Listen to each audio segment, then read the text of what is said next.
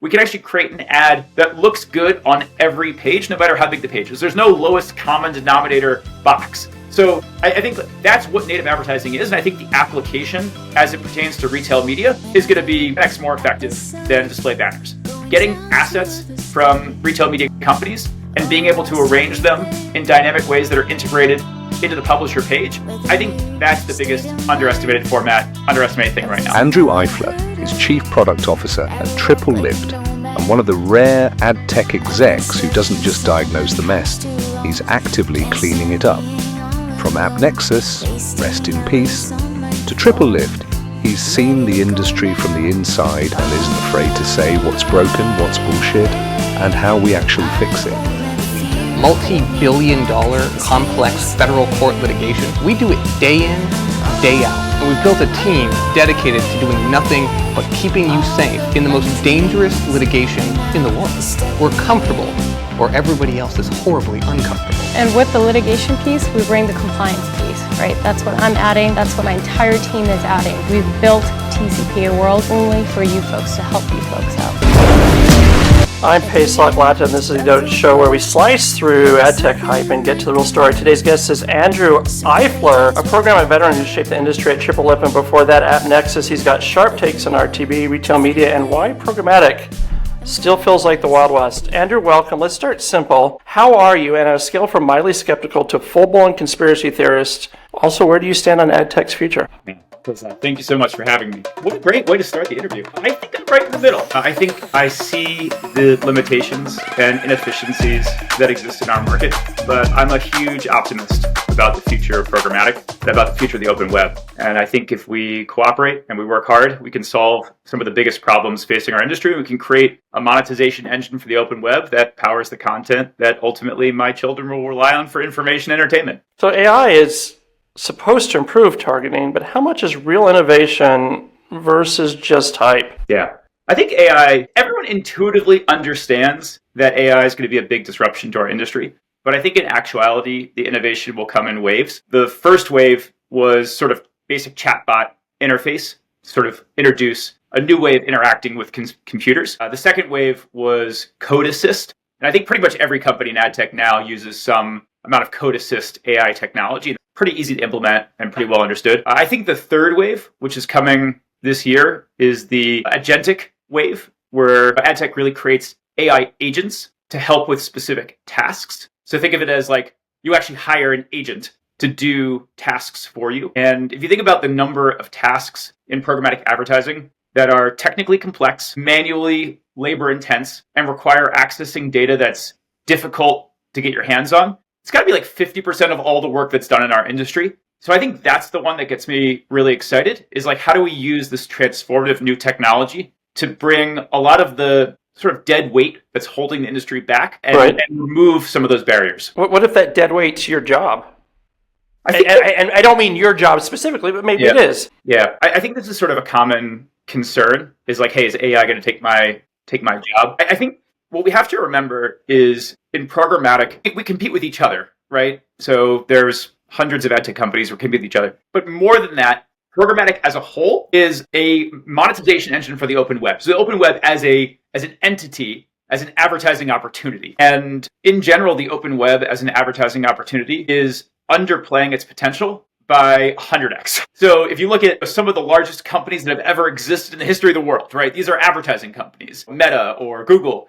The open web has the potential to create that kind of advertising effectiveness that, the open web should be bigger than those companies. And I think what's happening is because of all the inefficiencies and the fact that the whole industry runs on people doing all this manual work, it's really held us back. So I think one way to look at it is like, hey, if we automate these tasks, things will get more efficient. I'll lose my job. But in actuality, what will happen is the pie will grow 100x. So the jobs will change. The jobs will be higher leverage and will actually be playing in a much bigger pond. That's what I think. So on the privacy side, who's actually making privacy-first advertising work in the programmatic world without making marketers miserable? Yeah. So I think the answer here is very simple, and it's publishers. Publishers are making privacy-first advertising work. And for years, publishers have been using DMPs, for first-party DMPs, to observe what their users in a privacy safe way do on their site. And again, that user's choosing to go to that publisher,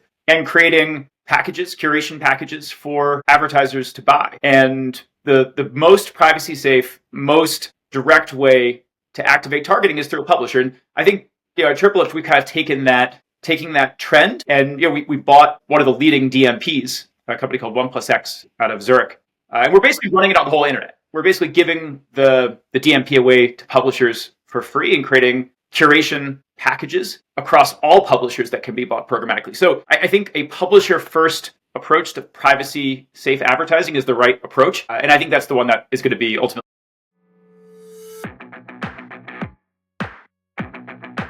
If last touch attribution worked, your waiter would take full credit for your meal. We make sure the chef gets credit too. Incremental. Really successful. How about retail media? It's being positioned as the next big thing, but what is the biggest misconception about it? And will putting a Walmart ad next to the New York Times article, will that make me instantly rich? I think the biggest misconception about retail media is that it's going to produce lots of benefit for every ad tech company. And there isn't, we just had our board meeting, there isn't an ad tech company out there that isn't talking about retail media as the next big wave that's going to drive their innovation. I think the biggest misconception is that retail media is sort of like an automatic moneymaker. And it's really not. It's actually like quite difficult. In the branding world, a brand has a certain amount of money, they allocate it to different channels, and they're pretty much going to spend that money. They've decided they're going to spend the money, and they spend it, they do performance reports and optimization, but that's kind of how it works. And the analogy I like to use is in branding, you don't have to outrun the bear. So the bear is sort of like effectiveness or ROI, because that's really hard to ascertain sometimes. You just have to outrun the other campers, right? You have to be the most effective way to advertise of what that brand buys, right? The highest click-through rate or highest return. You don't have to outrun the bear, you have to outrun the other campers, right? In retail media, you have to outrun the bear, right? If you're not producing positive ROAS, there is no money for you. The money is created from the return on that advertising. I think retail media is a dramatically different game. I think that the way that the web works today, particularly programmatic buying, it's very modular. One company does the supply, one company does the creative, and one company does the data. 40% of all web advertising is 300 by 250 banners, and there's just no way to rearrange the pixels inside a 300 by 250 banner to create a compelling retail media advertising experience. I think that's we've been focused on this problem a lot at TripleLift, but how do you create positive offsite ROAS? It really has to go beyond really standard advertising channels. And I think a lot of companies are kind of trapped in those standards. So you've compared the real-time bidding ecosystem to SSPs wielding fire hoses, flooding DSPs that are already drowning. It's a great visual. It's chaotic, messy, and exhausting. So is the RTB system broken because of bad technology, or is it simply a business model that encourages too many middlemen? Yeah, it's a great question. And I think many technologists in programmatic, this is the most frustrating problem. Yeah, the analogy I like is that it sort of paints a visual picture. It's the SSPs are standing in a semicircle, and every SSP has a fire hose, and the DSPs standing in the middle, and it's a single person, and they have their mouth open. And the game is how much water can you get in the DSP's mouth, right? That's what's happening. And the part that I think drives me crazy is that the water costs money, right? It costs money for the SSPs to blast water at the DSP. It costs money for the DSP to get blasted. And the way that ecosystem works, the availability bias that's built into sort of the ecosystem right now, it creates bad incentives and bad outcomes basically for everybody. Is it possible to create a different architecture? Absolutely. It's not technically difficult to create a different architecture that's going to be more efficient. It just requires a level of cooperation that we don't have today.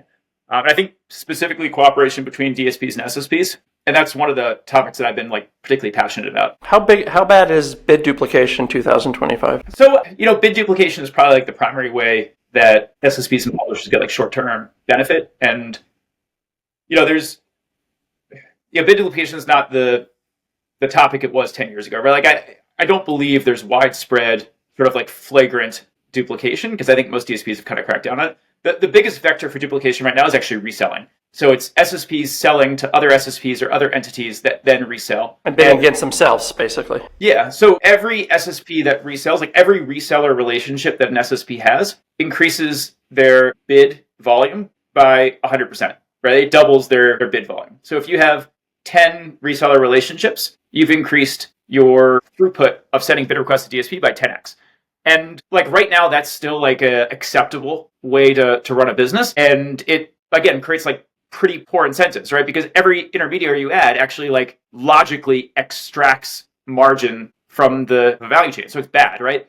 But the incentive right now is to actually introduce more intermediaries because of this availability bias. So it's kind of a thing we've gotten wrong from an architecture perspective. And I think reselling in programmatic is probably the biggest factor right now that's causing climate changing emissions and data center costs. And no advertiser that buys in programmatic is like, I'm getting in programmatic to buy a bunch of reselling.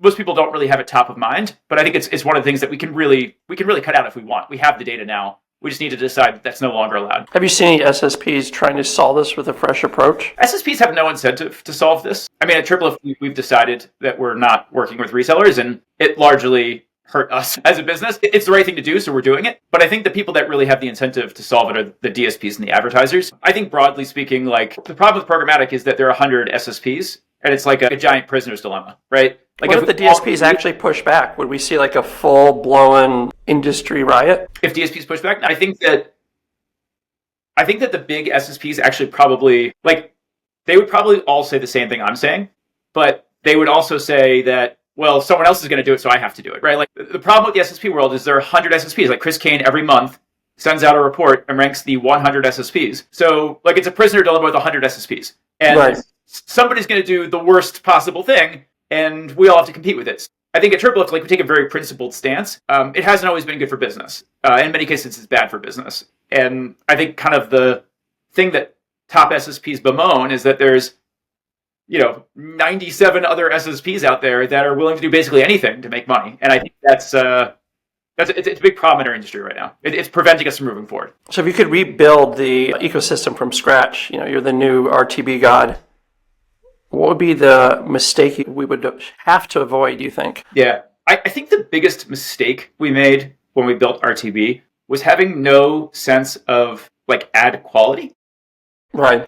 And like quality, like even saying that word, what quality means is don't advertise on bad sites. And like that is an important part of quality. But quality actually means more than that. Quality means like what is the actual ad experience that your user is seeing on the page? Is it a page with 100 ads or a page with 3 ads? Is it a page that has 20 simultaneous videos? Or is it a page with like one video that's the main focus? And like largely speaking, there's no mechanism right now outside of like a couple of things that Sincera is doing to get that data. So I think that's probably the biggest mistake we made is an ad on a page with 100 ads looks the same as an ad on a page with 3 ads. And again, that created like all sorts of bad incentives for publishers to put more ads on their page because there's no difference. I think that's probably the biggest architectural or like systemic problem. And that's what I would change if I was the ad tech overlord for a day. So if you had a bet on RTB's future, will it get fixed or will it eventually collapse, you think? I mean, I'm an optimist. I think that it will eventually get fixed. I think that it's going to take a lot of effort,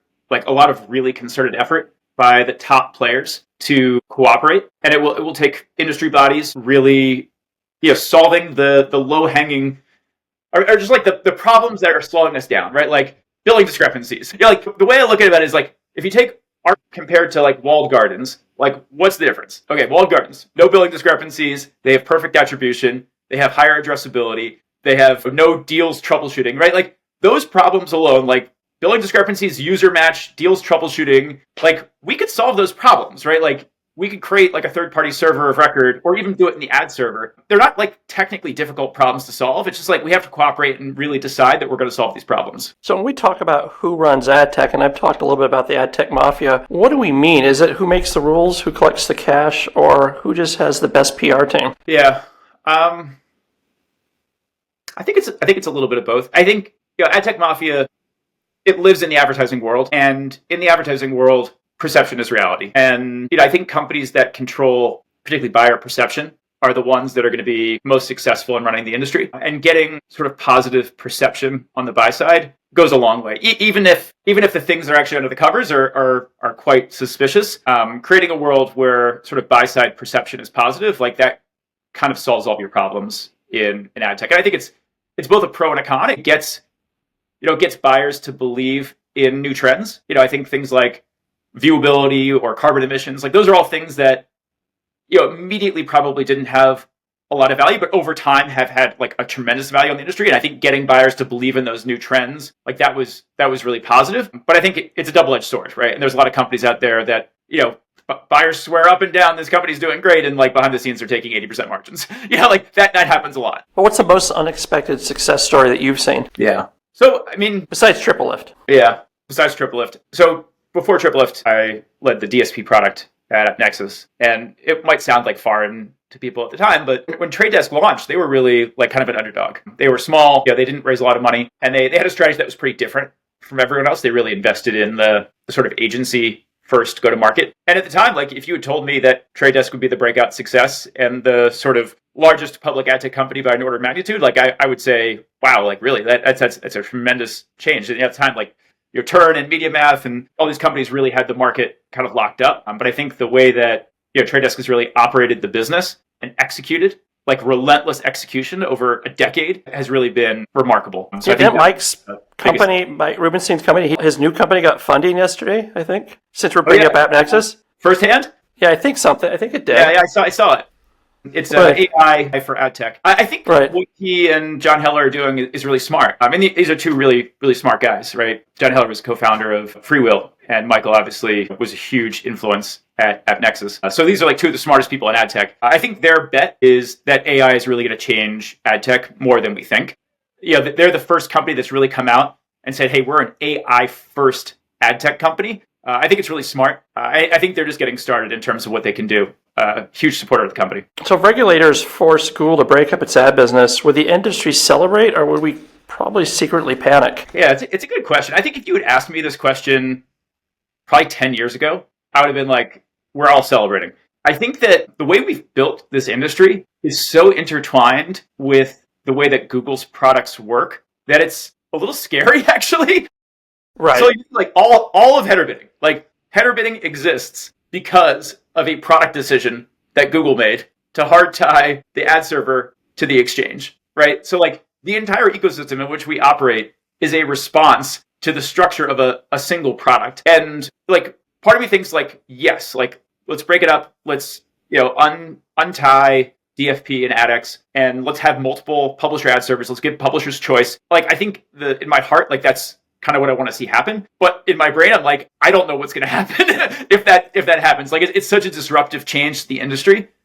Modern ad tech is built on top of the foundation that Google has built. And if that foundation sort of changes, like it's a very disruptive change. So I think it'll be interesting. In a lot of ways, Google's, a huge percent of the overall revenue and profits for the whole industry. One of the analogies I like is like, it's like Google's this like giant piñata and, it's got, $50 billion in it, and everyone's like hitting it with a stick to see if the money keeps flowing out. And like, part of me hopes that change happens, but it's also a scary change. And I don't think anyone here can really predict all the first order, second order, and third order changes that happens if Google gets broken up. So who do you think the most underrated power player in ad tech is right now? It's a good question. I think that probably right now it's the people that are doing sort of smart things with first-party data. Right. I think that there's been a stay of execution on third-party cookies. 2 years ago, addressability that was the biggest topic. And I don't think anyone would have predicted that the world would go the way that it has, where not only has Chrome delayed cookie deprecation, but the industry is now reliant on sort of like cookie-based user IDs more than it ever has been. And you could argue that like ID bridging is the exact opposite direction as party data. So I think like where we are is like sort of a strange world versus where people expected us to be. I don't think it's very sustainable. Like I do think that privacy first targeting is a durable trend over the long term. And I think although they're not getting a lot of attention or funding, like people experimenting with first party data solutions, like we have a very large first party data business that we've been investing in and still believe in. It's not hot and sexy, but I do believe that that's going to create a lot of value when things rationalize from a privacy perspective. Wait, speaking of hot and sexy, I'm going to stick you on a desert island. Oh, yes. With no Wi-Fi, no DSPs, no programmatic dashboards. All you have is sand, coconuts, and the sole realization that your ad tech skills are useless. Yeah. So who are the 5 people you're going to bring? Yeah. When we were starting at AppNexus, we were still a startup. I would talk with like the software engineers about like our apocalypse skills, like what apocalypse skills do you have? And it was sort of like a realization that we're all like software engineers, and like if anything like that happened, we'd be totally useless. I think like I'm a very like practical thinker. So like my first instinct was like, okay, I'm gonna bring my family. You know, I got 3 kids, and then I was like, wait a minute, like that's a terrible idea. Yeah, I always tell people bring their family. Like, why would you want to torture and put your family through that? Yeah, that was someone like, guys brought his dad. His dad was like 90 years old. I was like, that's just wrong. Yeah, so that was like my first instinct. It's like, okay, I'm going family. I was like, wait a minute, that's like I can barely entertain my children at home. So I think like practically speaking, I'm going like, all right, first survivalists. Like we got Bear Grylls here. Like we're setting up everyone. Yeah, it's like the number one choice. Number one, like most logical. My next 2, we got Diana Nad and Michael Phelps. So we got swimmers. I didn't know who I know. She's the woman that swam from Florida to Cuba without a leg. Well, she could get off, but you'd still be stuck there. Well, she could go for help, right? So it's like, okay, we're like east-west, right? Because that's like probability speaking, east-west, you're more likely to find land. Like one goes this way, one goes that way, and find help and come back. And then my first answer to this question was, okay, I want one person that can catch fish, and then I want a person that is the largest physical person that I could find. And what I was going to say is, the person that catches fish, like they're going out to get us something good to eat. And the last person is if they can't catch any fish. So, but I thought that bringing up cannibalism might not be the right way to go. So I'm going to go with the 2 fisher people at the end. Do you know how to cook? Can you cook fish? Yes. Good. I'm not a very good cook, but I feel like if I was stuck on a desert island, you'd figure it out. I could figure it out. So let's just say you had to start a new society on the island. Which ad tech principles would actually help in real life? CPMs, auction dynamics, fraud prevention. If CPMs determine food rations, would programmatic traders starve while influencers ate like kings? Yeah. I feel like the best ad tech skills that would come to you on a desert island are like the ones that have to deal with like creating something from nothing. Like basically every ad tech company has to create something from nothing, and they have to do it with like pretty like commodity tech. Like we're all on like sort of cloud. I think that's one is like, okay, how do we actually like motivate people to start building, right? That's like a good skill. And I think the second skill is like, how do we steal the things that are already here? Like if there's like a local tribe, I get to see like, I know Brian O'Kelly pretty well, and I could see us so let's say there is a local tribe. Who would be your ad tech CEO that you bring in to help run it? Who's the tribal chief? Brian Kelly? Yeah. So I feel like Brian O'Kelly is the person you take to a desert island with like a native tribe. And by the end of the first day, like he's on the throne and they're like worshiping like a doll of him. It's like he's just like such a compelling individual. And I've seen him get dropped into situations that are even more similar. Find his way out of it. So he's just a really compelling person. And he and I worked together for 7.5 years, and I reported to him for most of that. So he's just a really compelling person. So let's say a boat shows up and there's only 2 seats. One's for you. Who are you going to put on the other seat? The 5 people? No, there's only 2 seats. You and one other person. Yeah. Well, if we're talking about my original mix, the swimmers are already gone. Right. I think me and Bear are getting the seats. All right. Because I don't think I've taken a seat from him. So let's just say there's another island nearby and it's occupied by another competing ad tech executive. Do you collaborate, compete, or launch a hostile takeover? Yeah. I think probably the classic ad tech answer is to like propose a strategic partnership and then try to steal all their assets. You'd outbid them for coconuts then? Yeah. I think, again, I'm an optimistic person. I think collaboration is better. So I think collaborate, create technology together that can rescue us both. That's the best way to do it. So we talked a lot about the ad tech industry, but let's get a little bit personal. Behind the spreadsheets, algorithms, who are you? What is something that most people don't know about you? Well, I mean, I spend a lot of time with my family. I got 3 little kids. I coach their sports teams. So I spend a lot of time, like many sort of ad tech execs, with family. I think in terms of hobbies, I'm a metalsmith. So in college, I studied metalsmithing. That was like my minor. Okay. So I make rings, I make sort of metal sculpture, I can solder, I can weld. Like that's sort of like a creative outlet for me. Sometimes people are sort of like caught off guard by that one, but it's like a material that I really it's very technically complex about how you actually join metal together. You have to understand chemistry, understand heat. There's like a mechanical like element to it that I really enjoy. So that's sort of my creative outlet. What do your kids say you do? My kids are 8, 6, and 3. I think that they say I go to the city. Like That's I think all? The degree to their understanding of what I do is like, oh, he's going to the city today. We live in Westchester, so getting on the train and going to the city is pretty much their extent to understanding what I do. You mentioned that Dwight Porter was a mentor to you. What is the single most valuable lesson he taught you? And who was he? Yeah, Dwight Porter, really influential guy in ad tech. I think many people probably don't know who he is. Ari Paparo's talked about him on his podcast before, but he's a consultant. Right. And he was influential in many of the largest ad tech exits ever. I think DoubleClick was probably his first.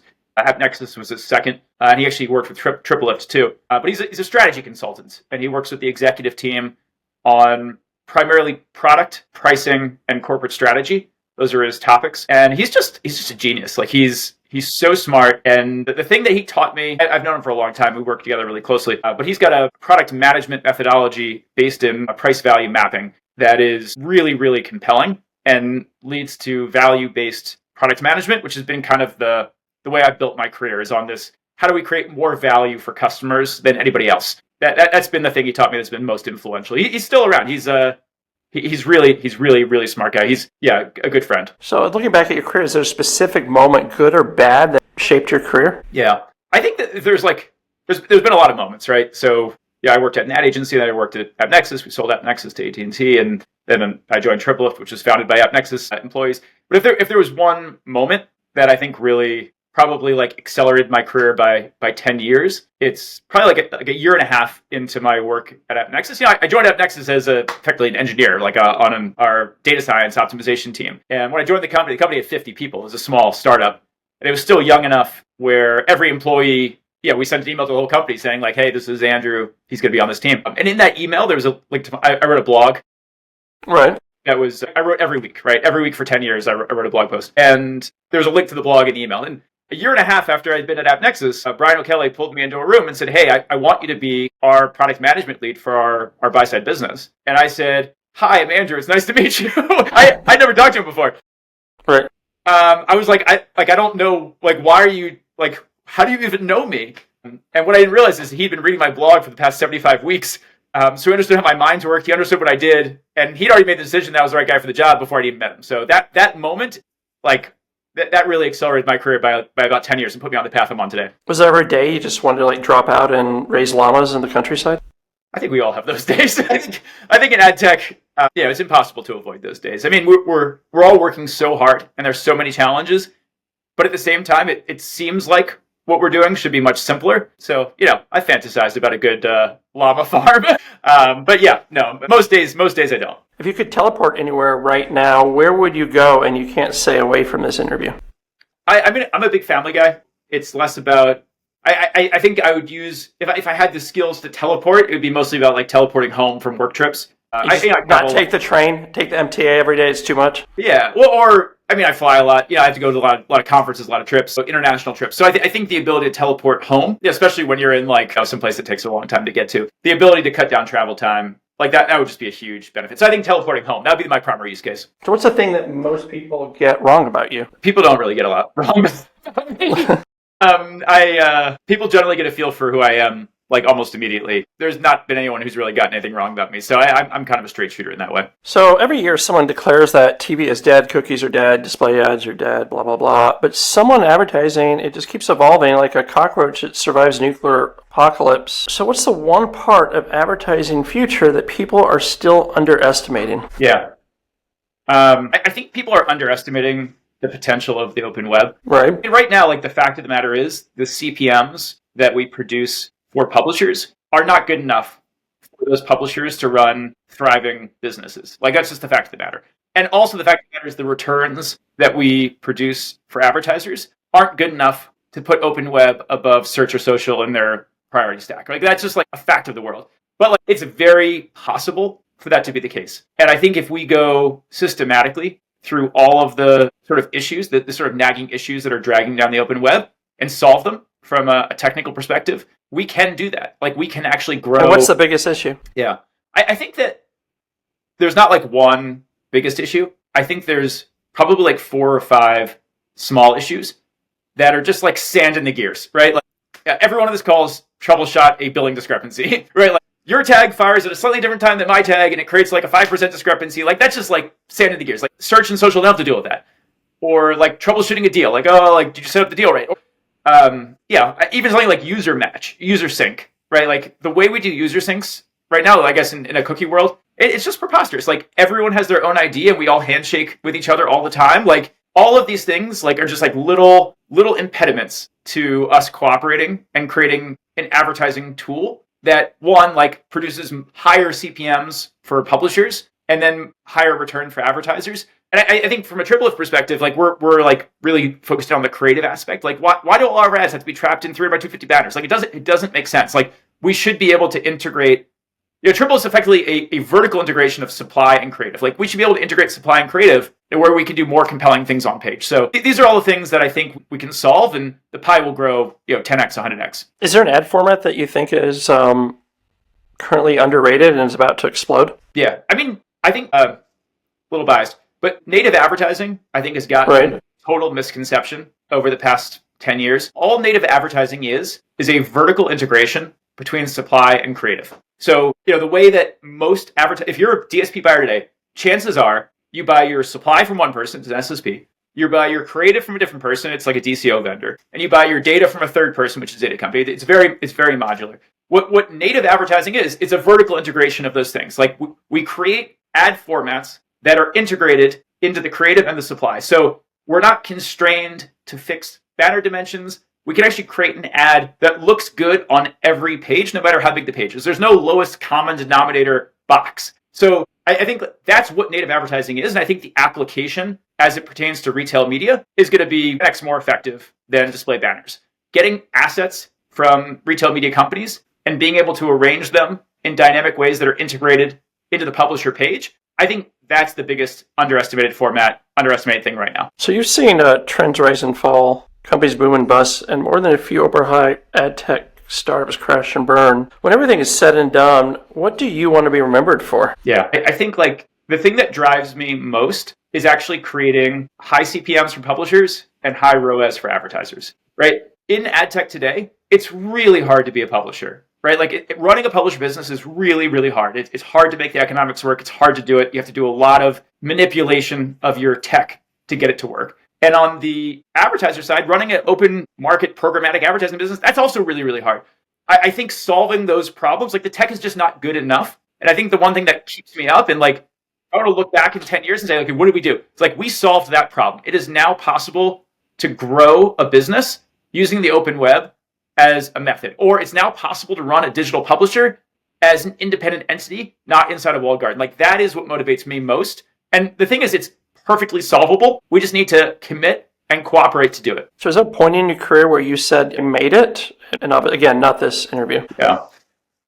Like, is there a point in my career where I feel like I've like accomplished my goal? It's like, I nailed this. I made it. I've finally hit the top.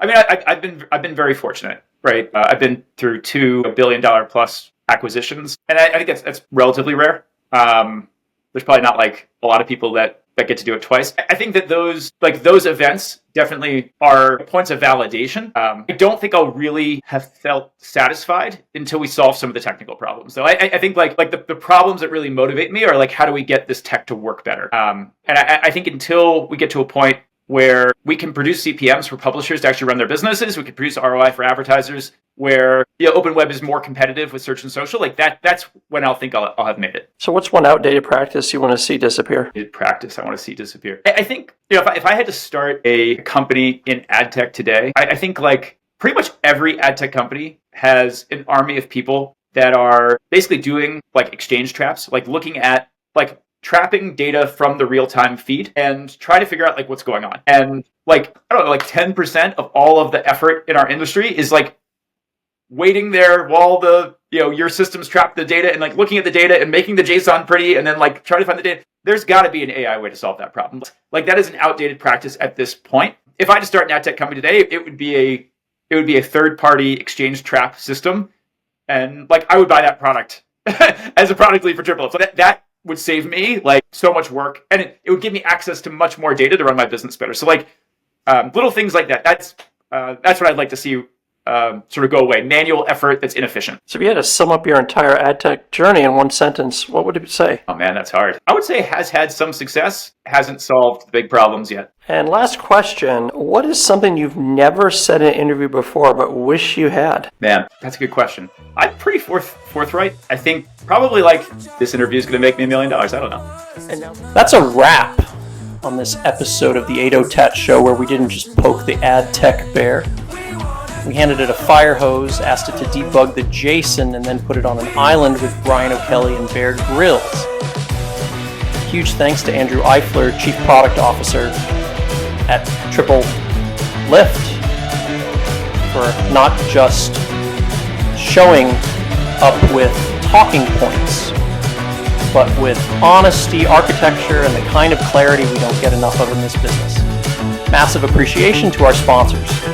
Troutman Amin, where legal strategy meets actual impact, not just fine print, incremental, helping marketers stop guessing and start proving real value one clean increment at a time. And of course, to all of you tuning in, stay curious, stay skeptical, and remember, if someone won't show you the JSON, they probably have something to hide. I'm Pesach Lattin, and this is the ADOTAT Show. Stay bold, stay curious, and know more than you did yesterday.